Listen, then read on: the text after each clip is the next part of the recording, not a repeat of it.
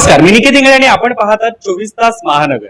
नुकतं 1.5 महिन्यांवरती संपूर्ण महाराष्ट्राचं लक्ष लागलेला गणेश उत्सव अगदी तोंडावरती येऊन ठेपलेला आहे आणि संपूर्ण महाराष्ट्रामध्ये गणेश भक्तांची या गणेश उत्सवासाठीची एक वेगळी तयारी सुरू झालेली आहे. मीरा भाईंदर शहरामध्ये गणेश उत्सव, खास करून सार्वजनिक गणेश उत्सव मंडळाच्या अनेक समस्या गेल्या अनेक वर्षांपासून असताना या समस्यांवरती उपाय म्हणून किंवा या समस्यांवरती तोडगा काढण्यासाठी यावेळी समन्वय समितीची स्थापना करण्यात आलेली आहे आणि या समन्वय समितीचे अध्यक्ष आपल्यासोबत आहेत. आपण त्यांचं स्वागत करूया. प्रसाद दादा, 24 तास महानगरमध्ये आपलं मनपूर्वक स्वागत. खरं तर गणेश उत्सवासाठीची ही समन्वय समिती करावी आणि या संपूर्ण समन्वय समितीच्या अनुषंगाने मीरा भाईंदर मधील जवळपास 100 ते 200 हून जास्त गणेश मंडळ एकत्र करावी, ही संकल्पना नेमकी तुमच्या डोक्यात कशी आली? एक म्हणजे माझी पण एक गणेशोत्सवाचा मंडळाचा कार्यकर्ता म्हणून सुरुवात झालेली आहे सामाजिक क्षेत्रामुळे. त्यामुळे गणेशोत्सव मंडळांचे जे विविध समस्या आहेत त्यांच्याशी चांगल्या रीत्या अवगत मला ते आहेत. त्याच्यावरच विविध गणेशोत्सव मंडळाचे पदाधिकारी, कार्यकर्ते एक आपुलकीचं नातं त्यामुळे निर्माण झालं आणि प्रत्येक मंडळाच्या काही समस्या आहेत त्या कॉमनच आहेत. भले मंडळ एक लोकमान्य टिळकांनी सुरुवात केलेली चळवळ आहे आणि तीच व्यापक स्वरूपात आज महाराष्ट्रामध्ये आपल्याला लागण्याचा गणेशोत्सव एक पारंपरिक सण आहे. एक त्याला एक वेगळं वैभव आहे, म्हणजे ती आपलं सांस्कृतिक किंवा पारंपरिक वैभव म्हणायला लागेल आणि ती परंपरा जपण्याचं काम ही मंडळ करत असतात. ठीक आहे, याच्यामध्ये काही व्यावसायिक दृष्टिकोन नसतो. त्याच्यामध्ये आरोग्य चिकित्सा शिबिर असतील किंवा काही सामाजिक वाचनालय चालवतात काही मंडळ किंवा मोठमोठी म्हणजे लालबागचा राजा आता आपण बघितलं ते खूप मोठा आदर्श आज मंडळांसमोर या मंडळांनी ठेवलेला आहे. आणि अशी कामं करत असताना ज्या प्रशासकीय किंवा नागरी समस्यांना सामोरं जावं लागतं त्यासाठी एक त्यांची एक संघटना असावी, काही व्यासपीठ या मंडळांना उपलब्ध करून द्यावं.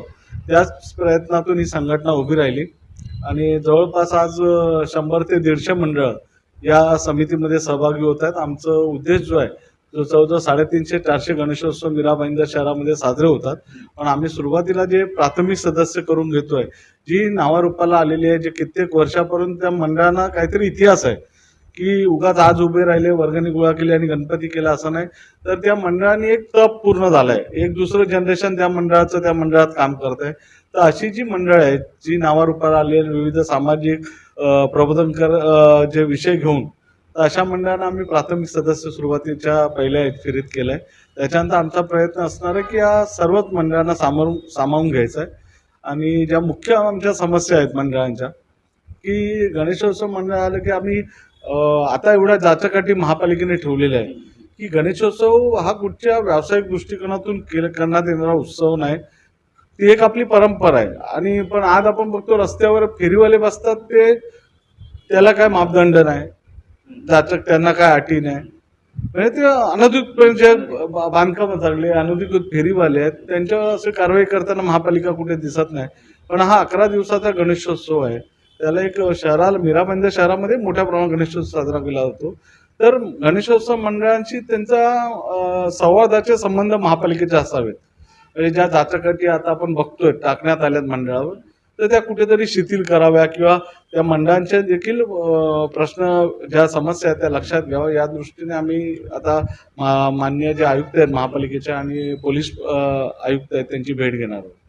दादा, खऱ्या अर्थाने या सगळ्या समस्यांमध्ये मंडळांना सुरुवात म्हणजे ज्यावेळी सगळ्या तयारीला सुरुवात होते त्यावेळी सर्वकडून परवानग्या ज्या घेणं आहे त्याचा जो त्रास होतो, त्याच्यामध्ये एक खिडकी योजनेचा आपण उल्लेख करूया. नेमकी ही काय योजना आणि महानगरपालिका कशी अंमलबजावणी करते? आता कसं आहे, महापालिका गणेशोत्सव मंडळ आधी सुरुवातीला महापालिकेत एक पत्र दिलं, ते एक साधारण एक आकाराचा मंडप आहे किंवा स्टेज आहे दिलं, तर एक शुल्क आकारून महापालिका परवानगी देत होती.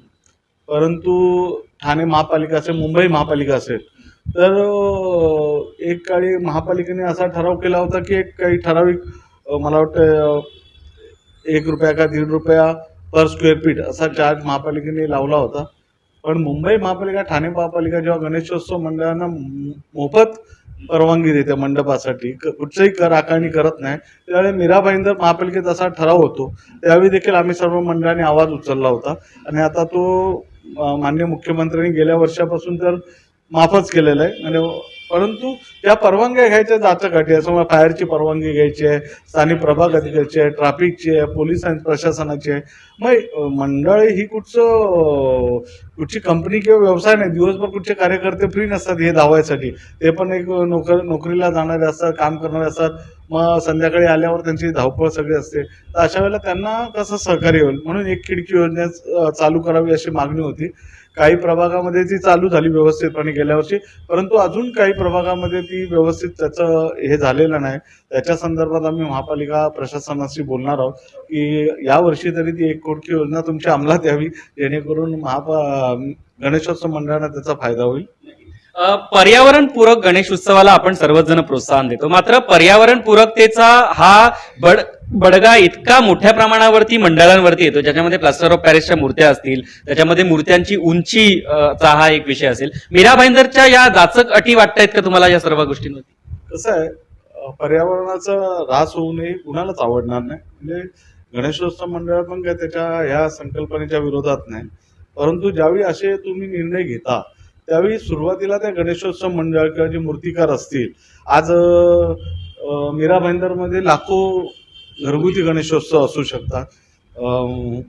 हजारो म्हणजे 400-500 तर मंडळ असतील, तर सोसायटीमध्ये बसणारे गणेशोत्सव पहिले हजारो मोठ्या मूर्त्या पण आहेत की ज्या सार्वजनिक गणेशोत्सव साजरा केला जातो. तर अशा वेळा ह्या सर्वांशी चर्चा करून काहीतरी मार्ग काढला पाहिजे, कारण कित्येक लोकांना रोजगार याच्यातून मिळतो. बरोबर, ठीक आहे, एक प्लास्टर ऑफ पॅरिसच्या मूर्त्यांना जर बंदी घातली तर मला वाटतं पूर्ण महाराष्ट्रात हा निर्णय लागू झाला पाहिजे ना, की नुसतं मीरा भाईंदरने त्याला जाचकाठी का. आणि जर त्याला तुम्ही पर्याय उपलब्ध करून देत असाल, तेवढ्या मुबलक प्रमाणामध्ये जर त्या मूर्त्या इको फ्रेंडली मूर्त्या अवेलेबल असतील किंवा त्या जो वाजवी भाव आहे म्हणजे खिशाला पण परवडला पाहिजे. म्हणजे कोणी माणूस हा भक्तीने करत असतो, सगळेच माणसं काय पैशाने पण एवढी कॅपेबल नसतात की शाडू मातीची मूर्ती ही प्लास्टरच्या मूर्तीपेक्षा कित्येक पटीने महाग पडते. तर हे पण प्रशासनाने विचार केला पाहिजे. आणि पर्यावरणाची हानी नुसती गणेशोत्सवाच्या दरम्यान होते या मताची मी सहमत नाही. 365 दिवस गटारामध्ये केमिकलचं पाणी या इंडस्ट्रीच्या माध्यमातून सोडलं जातं, एवढ्या गाड्या दिवसभर चालतात, त्याचं पोल्युशन आहे. आणि गणेशोत्सव हा फक्त 11 दिवसांचा सण आहे, तर त्याच्यामुळे एवढी मोठी पर्यावरणाला हानी होत असेल असं मला वाटत नाही. पण जर सरकारने असा निर्णय घेतला किंवा माननीय सर्वोच्च न्यायालयाने जर त्या संदर्भात निर्देश दिले तर निश्चित गणेशोत्सव मंडळ ती पाळतील. अगदी जाता जाता एक शेवटचा प्रश्न, या सर्व गोष्टींवरती तुम्ही महानगरपालिकेचे आयुक्त असतील किंवा पोलीस आयुक्त असतील यांची भेट घेऊन या सगळ्या समस्या मांडणार आहात का? हो, आता आमच्या समितीची स्थापना होऊन पण एक 10 दिवसच झाले. आता आमची कार्यकारिणी घोषित झाली गेल्या आठवड्यामध्ये. आम्ही एक महापालिका प्रशासनाची पहिली माननीय आयुक्तांची भेट घेणार आहोत. या नागरी समस्या आणि गणेशोत्सव मंडळांनाच भेडसावणारे प्रश्न आहेत. कारण गणेशोत्सव मंडळ म्हटलं की नुसतं गणेशोत्सव साजरे करत नाहीत, तर विविध सामाजिक, शैक्षणिक, सांस्कृतिक कार्यक्रम देखील केले जातात. रक्तदान शिबिरामध्ये गणेशोत्सव मंडळाचं मोठं योगदान असतं. म्हणजे आज किती नैसर्गिक आपदा आली तरी आपण बघतो की गणेशोत्सव मंडळही मदतीला असतात. म्हणजे नुसतं 11 दिवस गणपती करायचं ही कुठचंच गणेशोत्सव मंडळ करत नाही. सगळेच या विविध संघटनांमध्ये माध्यमातून सामाजिक कार्य करत असतात. बहुतेक सगळ्या राजकीय पक्षातले जे पुढारी आहेत त्यांची कुठे ना कुठे सुरुवात ही गणेशोत्सव मंडळातून झालेली आहे. त्याच्यामुळे ही व्यापक चळवळ आहे, त्याला एक वेगळं स्वरूप चांगलं आहे, नावारूपाला आलेली गणेशोत्सवाचं स्वरूप आहे. आज विदेशातून लोक महाराष्ट्रातला गणेशोत्सव बघायला येतात, याची एक ख्याती आहे. आणि ते सांस्कृतिक वैभव, परंपरा जपण्याचं काम ही मंडळं करतायत. त्याच्यामुळे प्रशासनाने याची योग्य दखल घ्यावी. नक्कीच आपण बघितलं त्याप्रमाणे की ही समन्वय समिती खऱ्या अर्थाने मंडळांच्या समस्यांसोबत आपला जो सांस्कृतिक ठेवा आहे तो जपण्याचा सुद्धा प्रयत्न करणार आहेत. महानगरपालिका असेल किंवा पोलीस प्रशासन असेल यांना सुद्धा 24 तास महानगरतर्फे आम्ही विनंती करणार आहोत की या सगळ्या समस्यांवरती तोडगा काढून या गणेशोत्सव मंडळांना आणि खास करून गणेश भक्तांना एक वेगळा दिलासा द्यावा अशी आपण इच्छा व्यक्त करूया. मात्र अधिक बातम्यांसाठी आपण पाहत राहा 24 तास महानगर.